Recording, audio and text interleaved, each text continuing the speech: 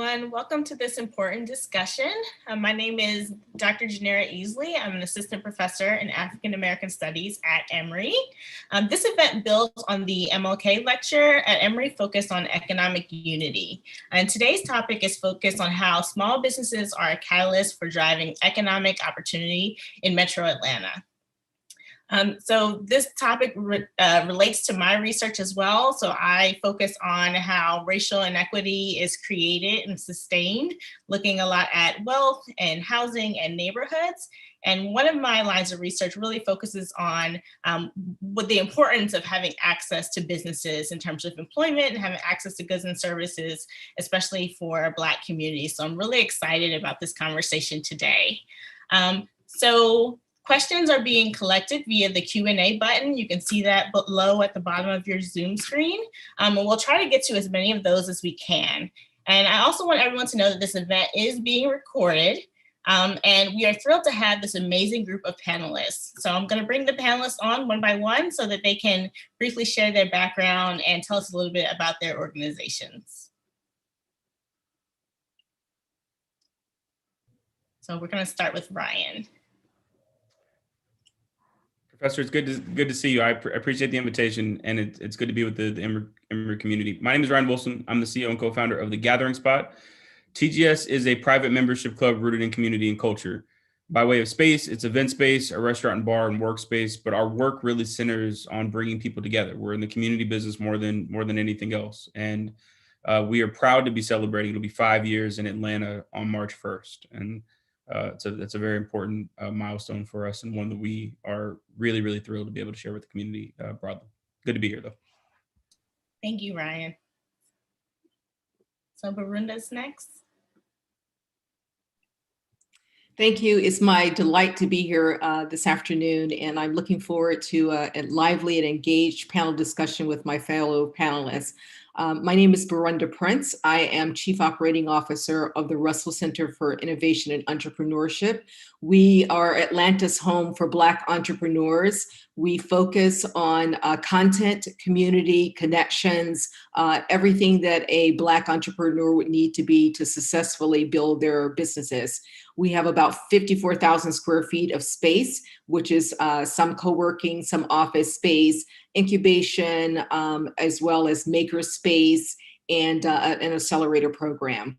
So we call ourselves kind of the one-stop shop, because we also have partners that are located in our facilities, like Atlanta Wealth Building Initiative, the Access to Capital for Entrepreneurs. So we try to make sure that we have everything that you as a Black entrepreneur would need to grow and successfully build your business. So thank you for the opportunity to be here.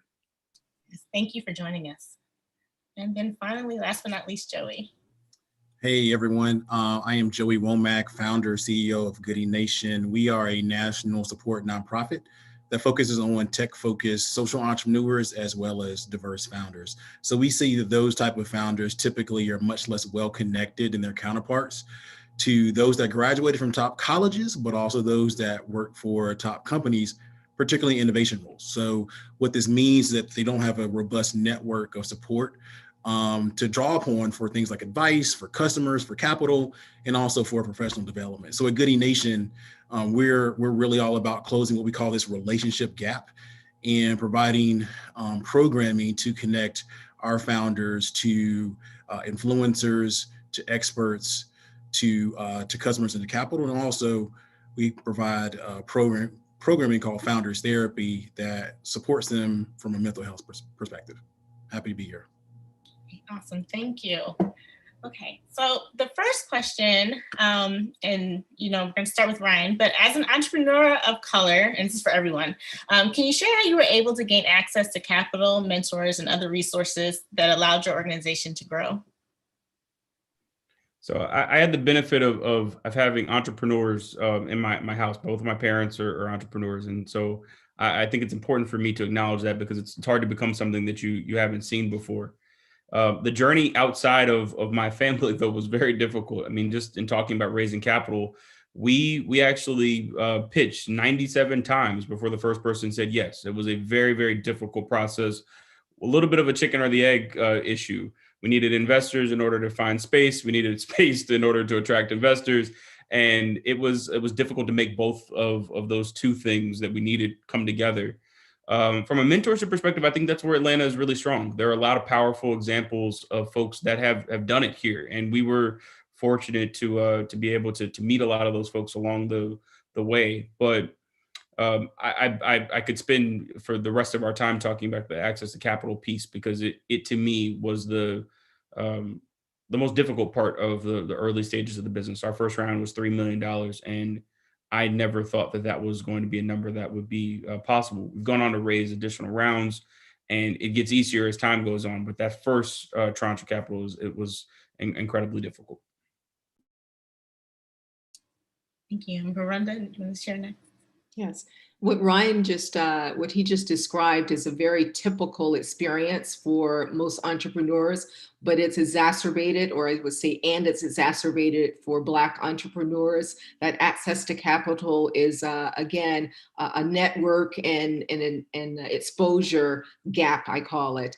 Fortunately for us at the Russell Center, we came at it from a different angle, in part because we're nonprofit, but also in part because we carry the Russell family name, which in Atlanta has its own level of credibility and panache. For those who are not familiar with the Russell family, they've been in business for 70 years. The founder, Herman J. Russell, started as a plasterer, grew his conglomerate of businesses from construction to real estate and also airport concessions. So we started, I would say we had a head start because of the name that was supporting us. And by the lights of that, we were able to attract companies like Google for startups, Chick-fil-A, Arthur Blank, Coca-Cola, Delta, JP Morgan Chase. So a lot of big name companies and big name organizations that have a lot of clout and pull that we can leverage because we had a name that was credible in the Atlanta area as well. So that's a very rare situation for most Black entrepreneurs and most Black organizations to come at it from that angle. So we know that we are privileged in that way to be able to come at it that way. And we want to make sure that our privilege translates to opportunity and advancement and access for Black entrepreneurs, inclusive of places like Goodie Nation and the Gathering Spot, because we certainly collaborate and work well together. Thank you. And Joey? Yeah, those are great points. I mean, so for me, I'm actually originally from the state of Alabama, from Mobile, born and raised in Mobile. My father is from a part of Mobile called Africatown, where the last slaves landed in this country and lived. Also, rich history of baseball, in which he grew up playing, that produced Hank Aaron, Satchel Paige, Ted Williams, so on and so forth. My mother's actually from Montgomery, Alabama, the same neighborhood as the MLK lived in when he was there. I say all that to say that what I learned from those experiences and growing up and being around those individuals is the power of community and also relationships. And so for us, it's really, really impacted me throughout my entire life, so much so that I'm dedicated to solving this relationship gap for diverse founders. You know, what Burunda alluded to is real. We all know the stats for particularly Black-led business owners in terms of getting access to capital, but for those that are running nonprofits who are Black, actually that gap is much larger. And so for us, it's been an evolution over the last 7 years in order to get to a programming model that is sustainable and, more importantly, consistently produces results. And so part of our ability to get access to the resources that we need to grow has really been our relationships. And so I can give you a quick example of a funder who's done an amazing job, not only providing support for us, but also financial support, but also non-financial support. So about 18 months ago, we received a $100,000 grant from Cape Poor Center out of Oakland, actually, to do this Tech and Underwrite initiative. It helped us to launch this intentionally good program. But they did a few interesting things. Actually, once the pandemic hit, and they were funded by the Bill and Melinda Gates Foundation, they were very transparent and honest in saying, hey, we're not giving you all any more money. but we're going to wrap you with some services to help you go out there and raise money from other foundations and corporate sponsors. So they basically put us in contact with a series of companies that ran marketing, communication, and fundraising boot camps. Long story short, that has now ended up in almost $300,000 to $400,000 in funding deal flow for us. So again, the original funder didn't come back, but they helped us out with messaging, with fundraising strategy, and now you're talking about 3 or 4x return on that. So it boils down to relationships. It boils down to doing things kind of the right way in a professional sense. At least I hope that I kind of do it that way. But it also, at the end of the day, kind of leads to great results. Dr. Easley, if I can just echo that and add to that, I think what you'll hear, this refrain from the three of us, is this issue of, or this community and this connectedness. Over and over again, we all recognize that the community that we're serving is our community. And in Atlanta, that happens to be, Black and brown people like us. But there's a difference, or there's an additional challenge that comes with being a Black entrepreneur. Joey alluded to it with saying the whole entrepreneur, in terms of the emotional stress and well-being, physical well-being that goes along with being an entrepreneur. And Ryan alluded to it with the challenge of constantly getting rejected over and over and over again. You have to deal with that rejection and continue to believe despite that. So community is really important, because not only does it provide a preview, if you're an entrepreneur, of what you might be experiencing in the future, but it helps you as you're going through whatever you're going through in the present as well. And sometimes that's an entrepreneur sharing their story. Sometimes it's sharing their connection, and the point, that Joey just made about, leveraging that connection that was not financially driven to something that is financially driven. But leveraging those connections in that community and that engagement is so critical for our Black entrepreneurs. And again, this is something you will see over and over again and hear over and over again with any program or organization that is successfully supporting Black entrepreneurship. Yes, thank you for that summary. I feel like I hear a lot about, the barriers to access to capital, but it's really interesting, I think, useful to think about this idea of the whole entrepreneur. So I appreciate you for summarizing that. And Brian, were you coming on to say something, to add something? Well, we started talking about my favorite word, community. So I was trying to hold myself back, but I'll say that yes, care for the whole entrepreneur. But I think that what we've done in Atlanta that we really should take a moment to really acknowledge is we've created an ecosystem here that is robust. I think that there are going to be movies written about what has happened in Atlanta over the last several years, because we have really, and we're not there yet, but what has been accomplished, right? When you see places like the Russell Center, when you see the work that Goodie Nation is doing, and the way that we're able to collaborate with one another, understanding that there's more coming that we know about that is going to make the ecosystem even more robust. This is one of the most important cities in the country right now. We've got to recognize the moment that we're in, I think, a little bit better, and realize that the community that we have here positions us in ways that other ecosystems only can really envy what we've been able to accomplish together. I mean, we're not there yet. I'll keep saying that over and over again. We're not there, and I don't know if there is a destination, but what has happened is a significant step, and we're all linked with one another, which is, to me, the most impressive part about the whole thing. And I'm sorry to jump in there, Ryan, but again, that passion for community. And I see this really resulting in impact from everything from economic mobility in terms of job creation, but look at the role that the state of Georgia and in Atlanta specifically is playing on a national level, a national scale. I mean, that saying that Atlanta influences everything is so real and so true for this moment that we're in right now. And so you can look at it on any dimension. You can look at it educationally, economically. You can look at it in terms of racial and social justice, legislatively. we are making impact together. And to Ryan's point, we're in large part able to do that because of the community that we have grown and continue to shape here. I'm going to add only one group to that list. And sorry, we're all startup folks. So,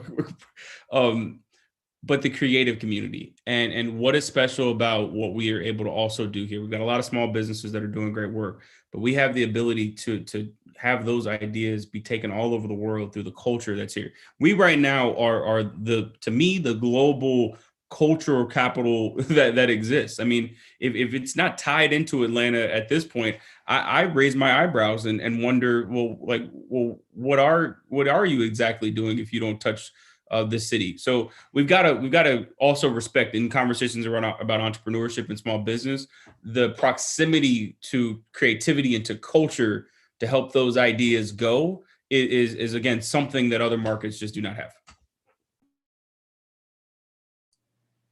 Thank you. And Ryan, earlier you mentioned this current moment and the importance of harnessing this current moment. And so we're in the midst of the COVID-19 pandemic, which has disproportionately impacted communities of color. What are some of the new and innovative ways you work with large firms to create opportunities for small and diverse businesses in the region? But before we get to the innovative stuff, we've got to talk about the plain simple stuff, right? And so I think we've got to name it. This is a really, really tough moment. I think that we know that conceptually, but I mean, this is a very awful moment for especially a lot of Black-owned businesses. You see a ton of reports, 50 to 60% of those businesses are scheduled not to make it through the crisis. And we already went, and there's been two stats that have haunted me that existed pre-pandemic that are very, very troubling for me, particularly when you look at Black-owned companies. 96% of Black-owned businesses in the country pre-pandemic did not employ a single person, and 0.5%, right? So said differently, 99.5% of our businesses did not do over $1 million top line. We can have a whole conversation about why $1 million is a metric that makes sense. To me, it's a signal about employment, the capacity to have folks on your team more than anything else. So COVID, right, and what's going on with our companies right now is that we are not on a good trajectory to keep many of them alive. We've got to talk about, we've got to name what that is. When you start talking about innovation, we've done a couple of different things.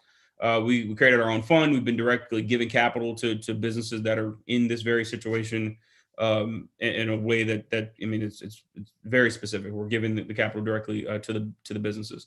We've created a ton of programs and are trying to share information about different resources. The Russell Center is doing the same thing. Goodie Nation is doing the same thing. Just trying to make sure folks know all of the different programs, what's happening, where it's happening, and ultimately what resources you need to make sure that you're aware broadly. The last thing is we've tried to create a context for folks to know one another. And as simple as that sounds, that this community, this tribe thing that we're talking about, to me is one of the fundamental ways that we're going to get through the crisis. I think that we have the most capable and talented entrepreneurs in the country in Atlanta right now, but we've got to make sure that they know one another and they know the organizations and resources that will help them get to the other side. But again, it starts with understanding just exactly how bad this is. We cannot take a casual or tweet, Instagram driven approach to being supportive. We actually are going to have to do some real activity to make sure the businesses in our community survive. Burunda, did you want to add anything? Yes, and I will say, and yet, while we're doing all of the things that, Ryan is talking about, and I'm sure Joey will share as well, for example, at the Russell Center, we helped roughly 160 companies get PPP loans in partnership with some other organizations. And the interesting thing for me is that about 60 of those companies were outside of Atlanta, Georgia, outside of the state of Georgia. So there were Black entrepreneurs and Black companies from across the country that did not know how to go through this process, that heard about, oh, there's this organization in Atlanta that can help you with that. And that's exactly what we want to be at the Russell Center, is be a place where Black entrepreneurs can come to as a resource, regardless of where you are geographically located. And certainly during the pandemic, that's made it even clearer that that's for survival. That's what you need to get through. Geography has no meaning anymore. Even if you look at work from home for corporations, that's never going to be an issue anymore. No one's ever going to question, can you work from home and be effective? We've all, proven that paradigm has shifted and we moved on. So we have to continue to evolve and find ways, to Ryan's point, to engage in a virtual environment, which is much more challenging than it is when you're sitting across the room face to face with someone. But there are some silver linings, and there are some, really good success stories despite the challenges. We've had we've had 3 companies that during the pandemic have landed huge contracts with Target. We have Brown Toy Box, one of our companies, who is now going to be in 150 plus Target stores. We have Symphony Chips, which is not only in Target stores, but in Walmart, as well as in TJ Maxx. We have Puff Cuff that is also with a relationship with Target. So there are entrepreneurs, Black entrepreneurs and businesses that have not only been able to survive, but thrive through this. And what we need to do is to understand why was that? What did they have? Was it the industry they were in? Was it the product that they have? Was it the founder? But why were they able to leverage this disruption, which is probably one of the ultimate disruptions that we have, and parlay that into advantage for themselves? And so, that is what we're looking at. And we're also looking at why those companies didn't succeed. And we know that Black entrepreneurs to begin with have a shorter runway. They have fewer resources. They can't necessarily go to friends and family the way that maybe more mainstream entrepreneurs can. They don't really have those kind of banking relationships where they might be able to get a loan to get them through. So we already know that many Black entrepreneurs are on that edge anyway. And it only took, a major event like COVID to push them off that ledge. So looking at both sides of things, how do we make sure that more of us survive it because we have a stronger support and underpinning to begin with? And then looking at those lessons from how did they take this adversity and really turn this into advantage? Yeah, no, those are all amazing thoughts. One of my another person that I know that ran another entrepreneur support program, actually out of New York, but said, a few months after the pandemic hit, that when it comes to running programs that support founders, that curriculum is now a commodity. The thing that separates everything else is going to be community. And so, to that end, if there is a silver lining to this pandemic for entrepreneurs, is that it's now easier to bring people together virtually, like how we are right now. And so what that means for Atlanta founders and what we've been able to do is to use community to drive forward progress through accountability.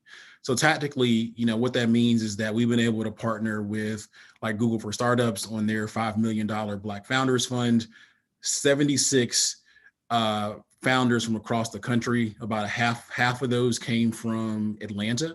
And so basically we're cherry picking some of the best Black founders from across the country in various cities, and then combining them in small groups with Atlanta Black founders. And so what that means is that like you're taking some of the best. That only means that at the end of the day, as a founder, either you're going to rise to the occasion or you're not. And in many cases, what we're seeing is that many Atlanta founders are rising to the occasion. It gives them great examples of role models, examples of things, other things to do, and really sees how they stack up against some of the best of the best, right? And so what that means is that many more founders are bringing in money. They're getting partnerships like with Target and Brown Toy Box is one of those Google for Starter founders as well. So it just leads to some amazing outcomes. Some other things that we're doing from an initiative standpoint is using the virtual space, and again, founders from across the nation to drive more leadership development, per founders. So this means that, now Atlanta founders can see how other CEOs, and I'm using that word, for a reason, how other CEOs are operating their company, how they're planning out their goals and their milestones 2-3 quarters ahead. Again, knowing that this pandemic creates a ton of uncertainty. And so now we're saying like, okay, do you have your OKRs for the next few quarters, at least 1 or 2? And if so, we're going to hold you accountable for that. When they start to make progress according to their goals and their milestones, we then start to partner with other organizations like a Verizon, Deloitte, Accenture, and a few others to do what we're calling like mini programs. So these are like kind of time-bound programs to help founders understand where they sit from a branding standpoint, both personally and professionally, to see where they stand from a technical standpoint. Are they ready to take on a large company like maybe a Home Depot or something like that as a customer? Where do they sit from a marketing strategy standpoint and things like that? Are they ready to even sell? Forget branding for a second, forget tech for a second as it relates to selling to the companies. Do they have a sales process to actually go out there and get these pilot customers? So those are some of the things that we're working on in engaging larger companies to affect kind of Black founders in Atlanta. And the final thing I'll say is, to the points that like Brian and Burunda alluded to, what we're seeing is a lot of great community built around industries and business models. So building community around creative founders, especially those around professional services, building small communities or sub-communities around e-commerce companies and consumer goods companies, building community around music, film, entertainment, athletic related entrepreneurs is really, sorry, getting a phone call. That was awkward, but really shown to be really effective in looking at double down on it moving forward. And to add to that, I will say that one of the lessons that we've learned in terms of organizationally how we can better support Black entrepreneurs is that, to Joey's point about expanding your network can also mean expanding your knowledge base. We've also learned that having episodic programming sometimes doesn't fit where entrepreneurs are at that moment. If you have a legal question about, a contract that you are negotiating at that point, you can't wait until you get 4 weeks into that part of the program to have that question answered. So what we're also doing is marshaling our resources to focus on real-time, on-demand expertise provided to these entrepreneurs. Because again, when you need it, you need it. And you can't say, hold on, we're not to that part yet in the syllabus, just wait, we'll get to it. So leveraging a lot of our connections and contacts with some of the large corporations so that we can provide that on-demand, real-time, in the moment. I got a question, it's midnight, and I don't know where to go to get this answer done. Well, now because geography is so small, you don't have to, call up somebody at midnight in Atlanta. You can call up somebody on the West Coast or somewhere else and maybe get that answer done. And so facilitating those connections and facilitating those opportunities to actually access that expertise has been one of the real advantages and one of the real insights from a harsh situation. Nobody would have wished for COVID to happen, but now that it has happened, let's all figure out how do we make this work in our advantage, and how do we make things better as a result of this? Yeah, actually, to that exact point, I think that there's one thing that we are all doing that is something that we will, I think, look back on and be proud of, is that we're using this opportunity to talk about things that were broken before COVID. Right. I mean, and the way that COVID has exacerbated some of the challenges gives us a chance to, yes, address a short-term need, but we've been trying to expand the scope of the conversation a little bit and say, hey, look, for a lot of our entrepreneurs and small businesses, there were structural things that existed prior to COVID that made it very, very difficult. We mentioned access to capital, but that was already broken. We mentioned the work in getting folks PPP loans. The structural issue there is that these businesses didn't have relationships with banks going into this season. So how do we now use this moment to say, okay, yes, we're going to get you the PPP loan, but in addition to that, we're going to have you establish a relationship with the bank that will put you on a better trajectory moving forward. So I'm looking less at using COVID as and trying to solve problems that are for this season, because I look at this as a season. We will get through it. There are challenges, but we will make it through this moment. Are we going to come out on the other side, though, having made some pretty drastic improvements to the structural things that already weren't working for small businesses? If we do that, then I think that we will be really proud again of all that's accomplished. Yeah, and I think this relates to what you were just saying, Ryan. So we are also in the midst of this ongoing racial reckoning, and we're seeing like these larger corporations speak out and say more things about the current moment.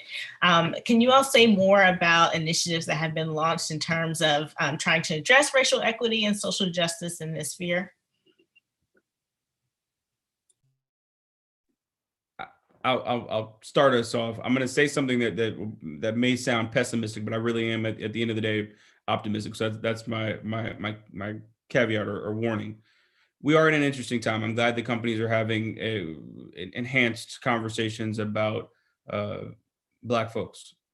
I do think, though, that we have to realize that this cannot just be a moment, and pledges and PR statements are nice and I think well-meaning, but again, how do we start to look at some of the structural things and the relationships? How do these companies move beyond? What's fascinating to me is that we have accepted, for some reason, some of the largest and best companies in our community and in the world to somehow not be able to solve. You can get a package to my door in 24 hours, right? But somehow in a city that has the demographics of Atlanta, we have to have a working group about the report of the last working group study on what we're going to do about diversity and inclusion. So we've got to challenge, I think, all of us to have a different type of conversation, one that is not purely exploratory or statement based, but really looking towards how are we actually going to get to a meaningful place. And I believe this is where the optimism comes in. I believe that we can do that, right? Because I believe that we're dealing with the best companies in the world that have solved, and when they have KPIs, they hit them. So I believe that if we move this conversation around equity and what we're going to do to heal our racial divide into the sphere of just key performance metrics of the business, that every company that wants to can do it. But we have to have the conversation in that space, not in the what are we pledging to do. I mean, this needs to be an ongoing commitment. And frankly, at this point, given the way that demographics are shifting, it's bad business to not be thinking about how to diversify your, depending on what we're talking about, suppliers, internal team, whatever. I think what Ryan is speaking to is what we all know, that corporations that are diverse do better. They perform better on every measure, on every metric. And so we know this rationally, and yet the diversity that we see in corporations tends to be grouped at the entry level. So we also know that it's the C-suite and the boardroom where that structural systemic change will occur. So we know what to do. To Ryan's point, if I go to any company right now and I say, what's your business plan or what's your strategy? They have those KPIs, they have the underlying supporting initiatives that they can point to. They're measuring it with some precision and some frequency. And they're doing root cause analysis. They're doing all of those things because it's important to them. And so I certainly appreciate what Ryan is saying is what gets measured gets done. Money is not enough. You cannot just write that check and then say, I've checked that box and I moved on. We've been here, done that before. We can't keep doing the same things and expect there's going to be a different result. And all of us have to be part of this solution, whether it be from conversations, whether it be from making sure that we're broadening our own networks so that, we're linking and connecting and exposing.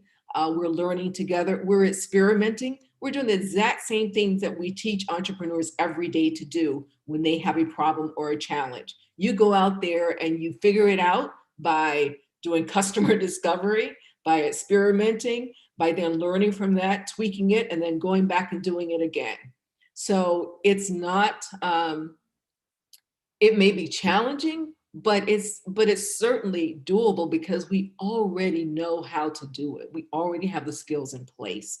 We just have to deploy them appropriately and then hold each other accountable for it too. This can't, as you said, Ryan, this can't be this moment and then another 5 or 10 years or something, the moment comes again. That's tiring. That's wasteful in terms of resources and time. It's ineffective. It builds resentment and frustration. There's so many reasons to leverage this moment into, beyond a moment, to build on and really create the kind of world we all want to live in.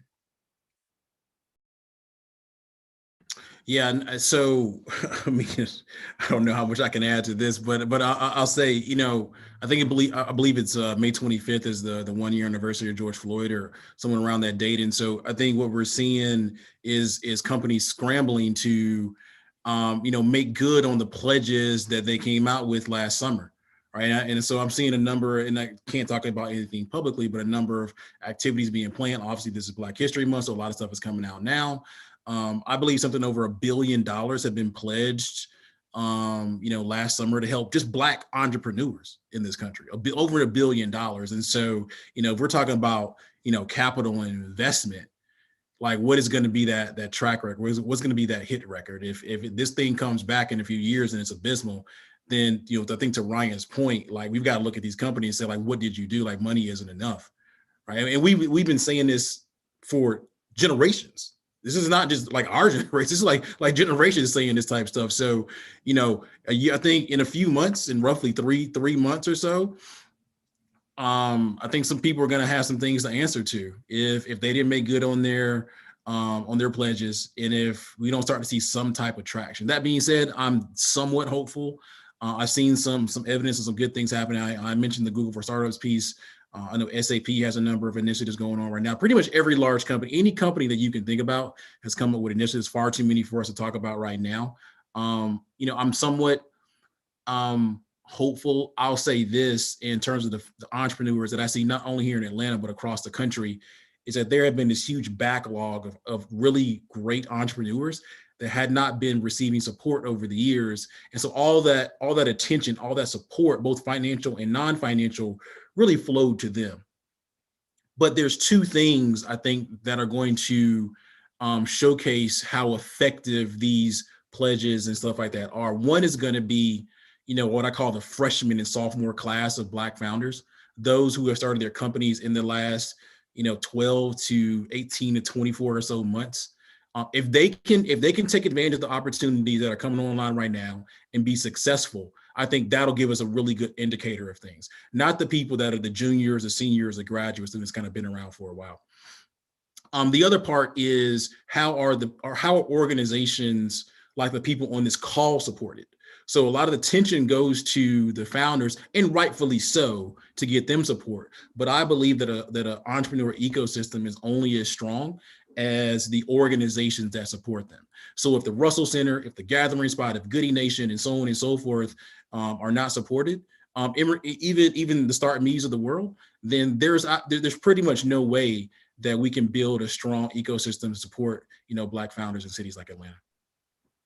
I think also what's different this time, in addition to feeling different, is employees of corporations are now invested in holding those corporations accountable. So historically, organizations would write checks to organizations that supported social justice, NAACP, and so on. A few checks were sprinkled around, but that was kind of it. And now people are like, okay, those checks are fine, but we need access. Like there is no entrepreneur that's going to be successful with just a check.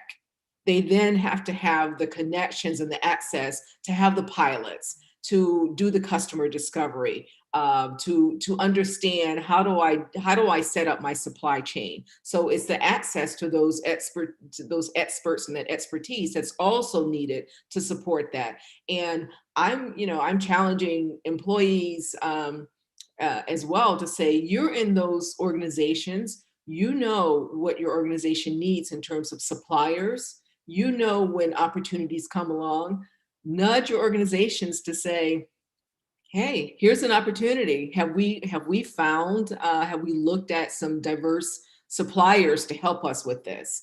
Have we started building those relationships? And that's the other thing. You can't wait until you need it to get it. You got to build the relationships beforehand, and then you get it.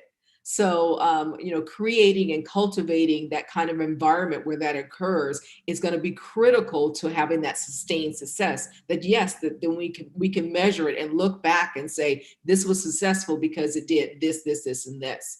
The other thing I think is going to be critical is for people to be clear about what success looks like for them. What does that mean? Because that may be different depending on the organization, depending on what the objective is.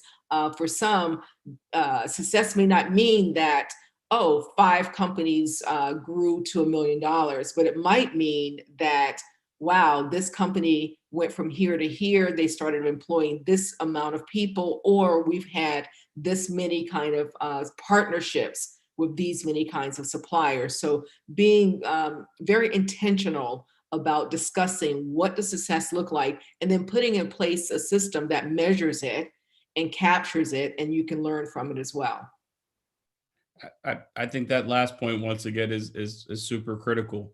I mean, where we will miss this moment is being focused on the amount of money being given away, right? And not in how the businesses have changed and what relationships they have developed that will really exist far beyond when all of that capital has gone out and been spent.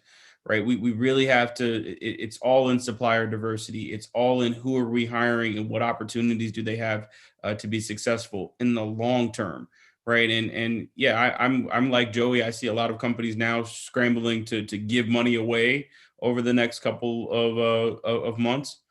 And I've been encouraging some of them to frankly keep some of that capital, right, and strategically deploy it in these other areas that will give us some long-term wins rather than some short-term press-driven moments. And I hate to sound cynical there, but again, I think we're in so much of a race to demonstrate that we're doing something, which is good, right? But the best companies in the world plan long-term for their futures. They're not planning. I mean, the idea of a year-long initiative or 6 months and 3 months to give away capital, that's unlike what we normally experience. This is about winning the next decade and a half. And I want to kind of shift this conversation into that mode rather than a sprint for what we can prove that what we did in 12 months. Thank you. I just want to remind the audience that we do have time to take some questions, so you can use the Q&A button towards the bottom of your Zoom screen if you want to pose any questions. In the meantime, I do want to ask whether or not you all can speak to partnership that you have with higher ed institutions and how you can leverage students and faculty to support entrepreneurs. I can take that one first. So where we are located is I call the sweet spot if you want to be around higher ed. Likewise, I know at the gathering spot too, but we're located right at the AU Center. Literally, I can look out the window and see Feldman Steeple. I can drive right down the street and be at Clark Atlanta University.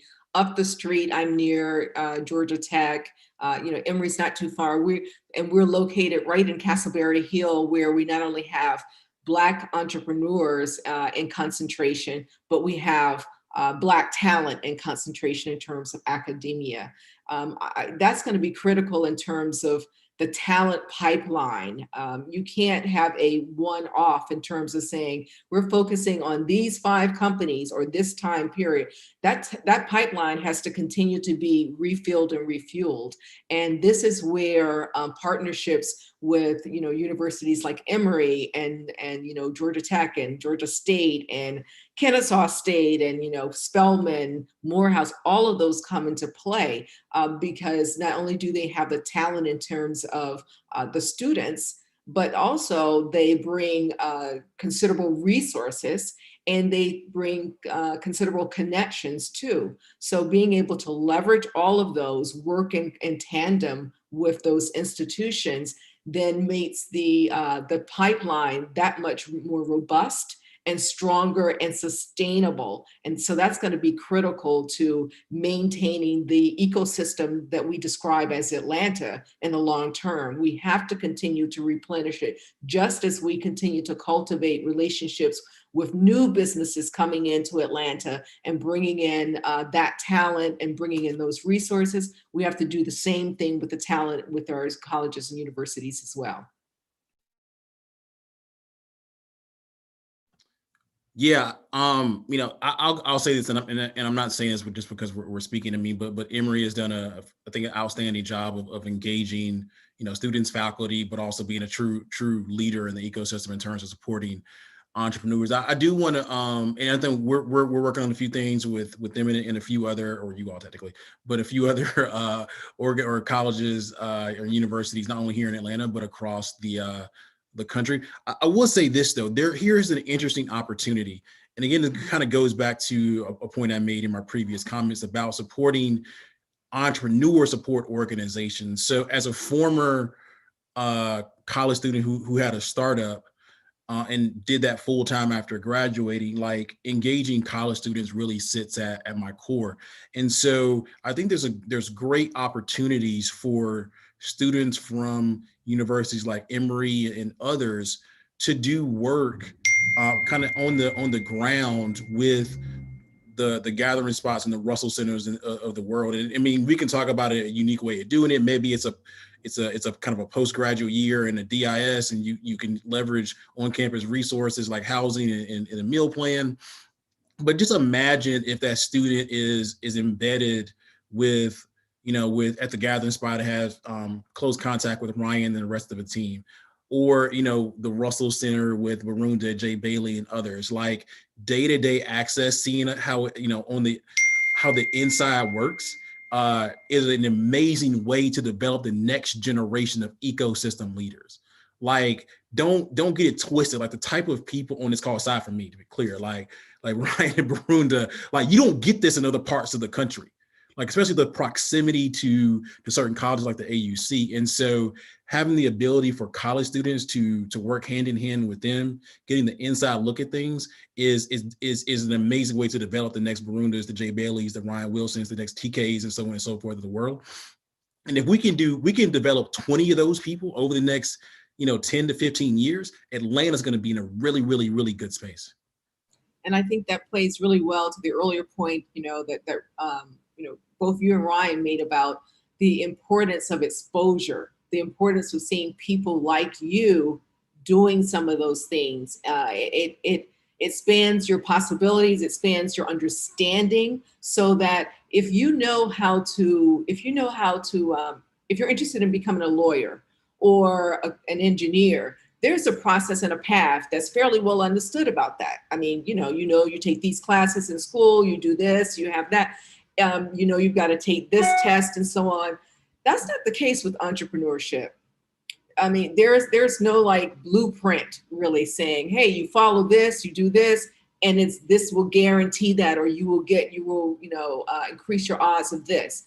So the fact that it's more experiential learning based, it's more application based, you learn by doing, that becomes even more critical to have those kind of mentors and coaches and advocates and role models that you can look and see and experience. And that's why so many people who go into startups have this incredible learning curve that they can then apply not only in the startup, if that's what they choose to stay in, but in other aspects either, because you get a level of responsibility so quickly that you would not realize if corporately you would, and your focus is much broader than it would be if you went corporately, because you're an expert in a particular area. So that exposure is critical, to have that as early as we possibly can. I say even exposing students in middle school, what is entrepreneurship, how do you do this? And Black people in particular are some of the most creative people on the planet. I say that we're like the original disruptors. Like we know how to make good things out of challenge, and we know resiliency. We know how to fight. We know all of those things. What we need in order to fully leverage and take advantage of those inherent skills and abilities, some by necessity, is really that exposure piece, so that people can see the possibility as well. And I want to combine this question that we have in the Q&A with something else that we were thinking about earlier. So in terms of businesses and entrepreneurs that are on the call right now that are looking for resources and initiatives to help them get through the current moment, what's out there? Are there government programs that they should know about? I'm smiling because I'm like, we're out here, I want to say, like, whether you go to Joey or Ryan or me, contact us. I know that you're going to provide our contact information, but please do that. It really depends on what kind of resource that you need, but any of us would be a great place to start. The Russell Center certainly starts everywhere from inception all the way to scale.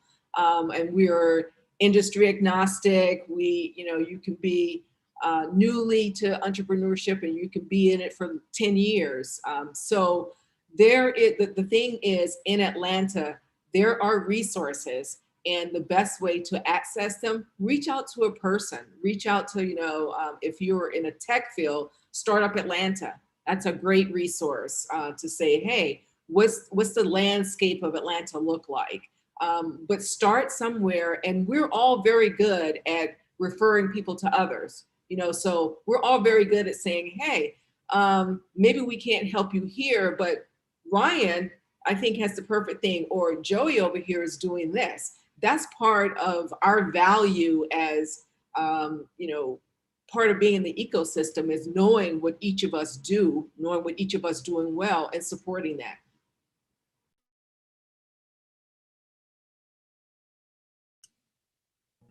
So another question that we have, from a comparative perspective, what best practices should local governments and our leaders in other major cities adopt from Atlanta that could create a similar business ecosystem, especially in regards to Black social capital and Black community? What do you think that these other cities might be missing or doing wrong? It's hard for me to say what other cities are doing wrong. I'll just talk about the opportunity that we have here. A lot of what this conversation has rested on is the goodwill of the organizations involved to want to do this work. And I believe that goodwill is a real thing. I think there's folks legitimately trying to solve these problems. And as pessimistic as maybe I sounded earlier, I am ultimately optimistic that the companies in town have folks that really want to see some significant wins in this collective space. Local government can only help to accelerate or to compel what may be goodwill into being mandates, to make sure that these things are actually accomplished. And so how do we craft common sense legislation that goes to the root of these issues? I'll use an example. This is more from looking at a federal regulatory level, less state given the environment. But our banking system right now for small business owners simply just does not have the products available to help a lot of small businesses be successful. They do not have them. There are great CDFIs that exist in our communities that are doing the work, but the truth of what's happening there is that historically those institutions have been underfunded and certainly unable to scale with a lot of the companies that we have in the community. We need government on all levels to jump in and craft policy that helps to tackle things like that, and we can do it. I really believe that we can get there and compel the goodwill to maybe move out of that space and move into, well, I'm going to do it, fortunate or unfortunate, depending on how you're looking at this, because the community broadly, from a political perspective, is telling me that I have to. And if I can just quickly add to that, I would say, look at what our systems and processes are right now, and look at what kinds of behaviors those are encouraging and what kinds of barriers those are erecting, and then take a critical look at that and remove them. And certainly take a critical eye to saying which ones are biased in some way, in a systemic way, and be brave and courageous enough to say that, and then to say we're not gonna do that anymore. I know that's easier said than done, but it's necessary, both for us to be where we want to get to, but also to support those entrepreneurs and founders and economic mobility in our communities as well. The very last thing, I know we're running out of time, is that we have to create the same scorecards in this context that we've been talking about in the big business context. Where are we trying to get to? What in a decade or 2 decades do we want to see in terms of what Black social capital or capital broadly looks like? What metrics are we actually going to measure in this space? And then having the entire ecosystem in our community be tracking towards that from a public policy perspective. I'll just add in a few lines. One is I think one of the things that make Atlanta great, excuse me, one of the reasons why I moved here is around a dense community of entrepreneurs that were making stuff happen. So in terms of density, this has nothing to do with entrepreneurship, but making sure that housing is affordable, just generally speaking. So whatever that takes, you got to do to make that happen, so that people aren't diffusing across a metro area. The other part is creating policies that are friendly for certain types of entrepreneurs, particularly in the creative class, because they're going to drive the innovation and stuff like that and make it attractive for people to come together. The other part is figuring out a way for entrepreneur support organizations to align with workforce development dollars to make sure again that they're funded correctly, and again so that we can support all these amazing creative people that have come together in a dense way. Just really quickly, can you all tell us where we can find you all, what your social media tags are?